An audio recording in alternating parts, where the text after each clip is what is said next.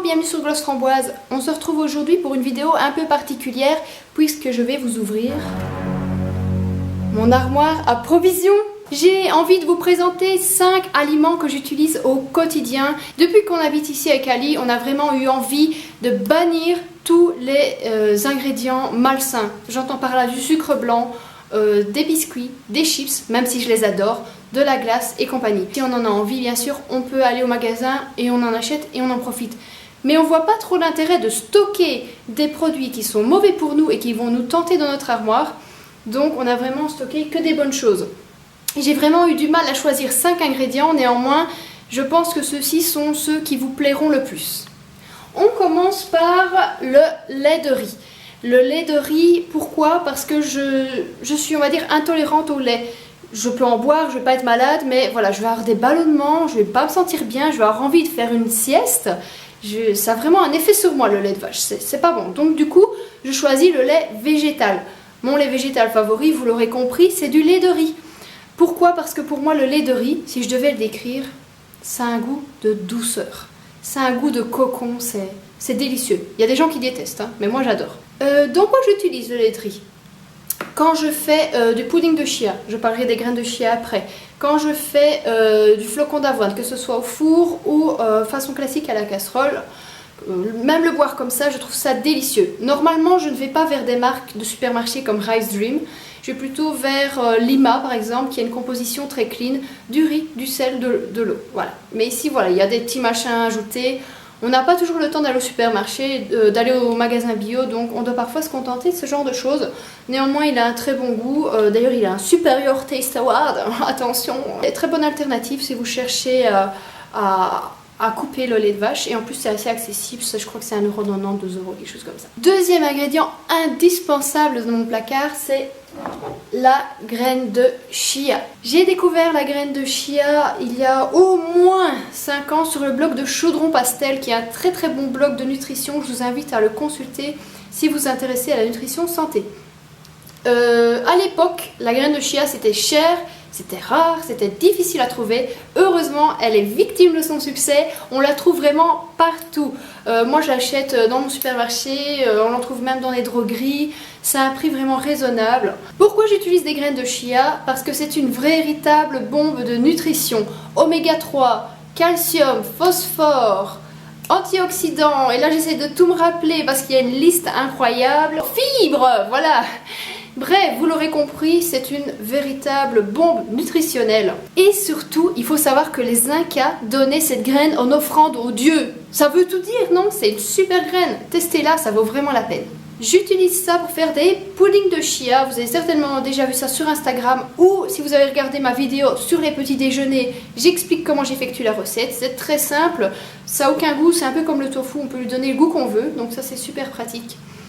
Et voilà, un très bonne alternative pour le petit déjeuner. Troisième indispensable, et là je mets ça au pluriel, c'est les alternatives au sucre blanc. Je vous l'ai dit, on essaie vraiment de couper le sucre blanc. C'est très très mauvais, c'est un produit raffiné, totalement inventé par l'homme. Il n'y a absolument aucun nutriment, aucune vitamine, rien du tout. C'est juste des calories vides et c'est acide pour votre organisme. C'est une catastrophe. Bien sûr, j'en mange de temps en temps, mais vraiment au quotidien, je remplace ça en général par 3 choses. Je vais vous les présenter. La première chose, c'est un délice, je vous invite à le goûter, c'est le sirop d'agave. Attention, moi je vous conseille vraiment le sirop d'agave bio et dans un flacon en verre. Parce que le plastique c'est tabou, on en viendra tous à bout. Et mon assistant me montre que nous avons 2 flacons, 2 bouteilles de sirop d'agave, c'est pour vous dire comme on en est fan. Alors, je repose ça quand même parce que c'est lourd. Le sirop d'agave, ça vient d'un cactus, ça vient du Mexique. Ça a un très très haut pouvoir sucrant, ça a un petit goût de sucre candy à tomber et surtout ça a un index glycémique qui est bas. C'est-à-dire que contrairement au sucre blanc qui va vous faire ouais énergie puis après dodo, ça ne sera pas le cas ici. Ça maintient votre niveau de sucre dans le sang plutôt de façon droite et constante, ce qui est très bon.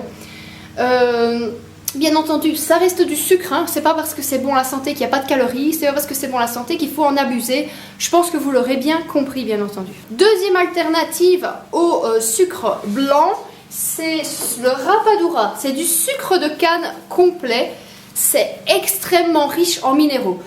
Comment c'est fait, de quoi est-ce qu'il s'agit, je vous explique tout. C'est un sucre biologique, équitable et, comme je vous l'ai dit, extrêmement bon à la santé. C'est du jus de canne complet qu'on laisse sécher de façon plutôt naturelle.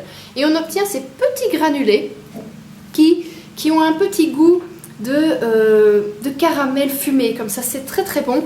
C'est donc aromatique, un très haut pouvoir sucrant comme le sucre précédent que je vous ai présenté, et également un respect de l'index glycémique. Vous pouvez trouver ça en magasin bio. Troisième alternative, et là peut-être beaucoup plus accessible et plus facile à trouver que les deux précédentes, c'est le miel. Tout simplement, rien de mieux que du miel pour sucrer naturellement quelque chose.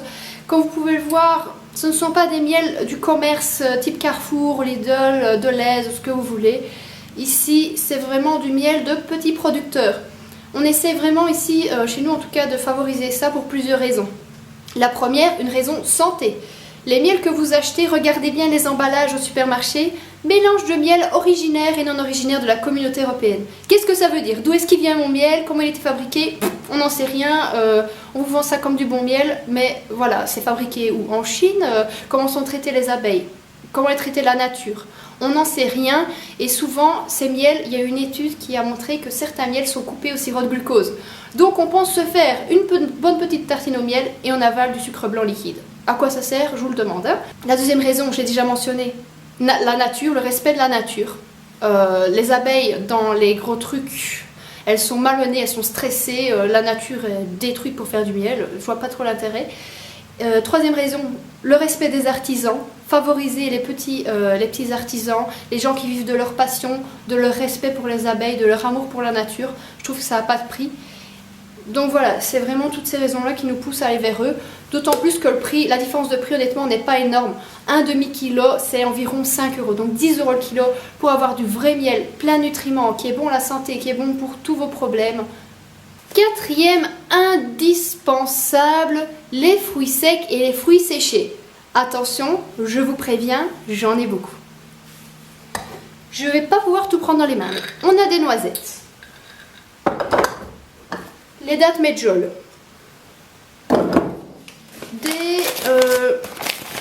désolé pour le bruit, des mûres blanches séchées. Si j'arrive à pas les faire tomber, ça serait magnifique. Des noyaux d'abricots séchés. Désolée une fois de plus pour le bruit, je sais que c'est horrible les emballages qu'on ouvre devant la caméra. Voilà, ça ressemble à des amandes et ça a un goût incroyable. Ce sont des produits que j'achète quand je vais à l'étranger, notamment en Turquie, où là c'est vraiment pas cher et on a vraiment une très très grande variété de fruits secs. Donc si vous allez là-bas en vacances, pensez à votre shopping. Alors des pignons de pain également achetés à l'étranger. Et là j'ai tout un stock de fruits séchés. Je vous montre pas tout, mais parce que j'ai peur de les faire tomber. Mais on a des figues blanches séchées, des abricots séchés également. Vous voyez la couleur brune? Cette couleur brune indique qu'ils ont séché naturellement, que c'est pas des produits sulfites, etc. pour garder une couleur artificielle. C'est du vrai abricot séché, ça. Et c'est une bombe de saveurs et de nutriments. J'en ai encore d'autres, mais vous aurez compris quoi. Qu'est-ce que j'en fais? Vous allez me dire, mais elle est folle, qu'est-ce qu'elle fait avec tout ça? Eh bien, je les mange en encas, avant le sport, entre deux repas. C'est ultra bon, ça cale sans alourdir, ça apporte tous les nutriments dont vous avez besoin, ça ne fatigue pas contrairement au sucre blanc, et bah, c'est délicieux quoi. Moi j'en mets dans tout et j'adore. Dans la même veine, donc on va le considérer comme quatrième produit également, c'est les beurres de noix. Là j'en ai aussi pas mal. Beurre de cacahuète, crème de cajou, noisettes, c'est un peu le goût du Nutella. Et aussi amandes. J'en ai aussi un autre en haut d'amandes complètes, mais bon, je vais pas tout retirer. Hein. Qu'est-ce que je fais de ça? Ben voilà, comme vous l'avez compris, moi les produits laitiers c'est pas trop mon fort, donc du coup ça remplace très avantageusement le beurre sur mes tartines, c'est un pur délice. Je vous conseille vraiment d'essayer. Il y en a des plus chers, des moins chers, ça dépend. Hein. Le moins cher c'est le beurre de cacahuète. N'achetez pas ça s'il vous plaît au rayon confiture du Colruyt ou whatever, ou peu importe. Achetez ça au magasin bio. Pourquoi? Parce que vous allez acheter ça marque Calvé, j'en sais rien, quelle marque de beurre de cacahuète. Regardez les ingrédients. Huile de palme, sucre, sucre blanc bien sûr, hein, ne pas s'amuser avec du sucre complet, produits chimiques de toutes sortes, et les cacahuètes elles sont où? J'en sais rien, donc voilà, c'est une catastrophe. Ça ne sert à rien de manger ça. Manger une barre de chocolat c'est encore mieux pour vous, hein. Donc ici si je regarde les ingrédients, qu'est-ce qu'on a? On a des cacahuètes biologiques, bref, qu'elles soient biologiques ou pas, c'est pareil. Des cacahuètes qui ont été broyées avec du sel. Et c'est tout. On n'a pas d'autres saletés dedans qui viennent vous empoisonner, qui sont inutiles. Ici j'ai 500 grammes, je vais plusieurs mois avec ça et je paye ça quoi, 6 ou 7 euros. Quand on compare ça avec le prix des biscuits à 15 euros parfois le kilo, je me dis que c'est quand même accessible ce genre de choses, hein. Enfin il me semble en tout cas, bien sûr. Chacun achète ce qu'il veut, mais moi je trouve que c'est dommage de rater ce genre de choses pour acheter des petits lus quoi. Enfin bon, selon moi. Cinquième produit, et là je vous emmène dans mon panier de fruits, j'arrive tout de suite, c'est les bananes. Les bananes, bon moi je les achète pas bio, j'achète des bananes premier prix, je sais c'est pas bien, c'est pas équitable, etc. Mais bon, on peut pas tout acheter au meilleur prix, il faut aussi faire des concessions malheureusement parfois. Les bananes, bien ça cale avant le sport, les nutriments à nouveau, je vais pas encore vous bassiner que ça. Mais la majeure partie de mon temps, qu'est-ce que je fais? J'attends que mes bananes soient très brunes, ce qui n'est pas le cas ici encore. Et je les coupe en tranches et je les congèle. Je vous montre ça tout de suite. Je mets les petites rondelles au congélateur et j'obtiens ce genre de choses qui ressemblent un peu à du oufti sans chocolat. D'ailleurs vous pouvez les manger comme ça, c'est très bon. Moi ce que je fais c'est que je les passe au Magimix et ça fait une glace minute absolument délicieuse. Vous pouvez ajouter d'autres fruits, du beurre de cacahuète, des noix, ce que vous voulez, c'est extrêmement bon. C'est comme une vraie glace, c'est un délice. Donc moi je vous conseille vraiment d'essayer. Si vous voulez voir à quoi ça ressemble, j'avais déjà montré ça je pense sur ma story Snapchat ou Instagram. J'en referai une au moment où cette vidéo passera, donc vous pourrez voir comment je fais la glace sur ces deux stories. Je vous invite donc à me suivre à la fois sur Snapchat et Instagram pour pouvoir découvrir tout ça. Je remets ça au congélateur parce que j'ai la main qui gèle et j'ai pas envie que mes bananes dégèlent non plus. Voilà pour mes 5 ingrédients. Bon, je sais qu'il y en avait plus que 5, mais c'était des familles d'ingrédients. J'espère que cette vidéo vous a plu, que vous avez éventuellement découvert des ingrédients que vous avez envie de goûter. Ce que je vous invite à faire également, parce que moi je suis une ultra curieuse de la nourriture, je pense que vous l'aurez compris au travers des produits que je vous montre, c'est de m'écrire dans les commentaires les produits sains que vous aimez. Je suis ultra curieuse au niveau de la nourriture, j'adore goûter des tas de choses, donc ça serait vraiment le bienvenu pour moi de découvrir des choses que vous aimez. Je vous remercie d'avoir regardé la vidéo. Si elle vous a plu, comme toujours, un petit pouce bleu, ça fait toujours hyper plaisir. Je vous invite également à vous abonner à la chaîne si ce n'est pas encore fait. Comme vous l'aurez compris, la chaîne c'est une chaîne lifestyle où je vous parle à la fois de nourriture, comme c'est le cas ici, mais également voilà, de déco, de beauté, bref, de culture, un peu de tout. Dans les favoris notamment, c'est toujours un melting pot. Je vous remercie d'avoir regardé la vidéo une nouvelle fois. Je vous embrasse, une bonne journée ou une bonne soirée que vous soyez. Au revoir. J'ai un blog beauté depuis bientôt 9 ans, si pas plus. Et je me suis jamais vraiment posé la question de savoir pourquoi est-ce que j'ai écrit un blog beauté.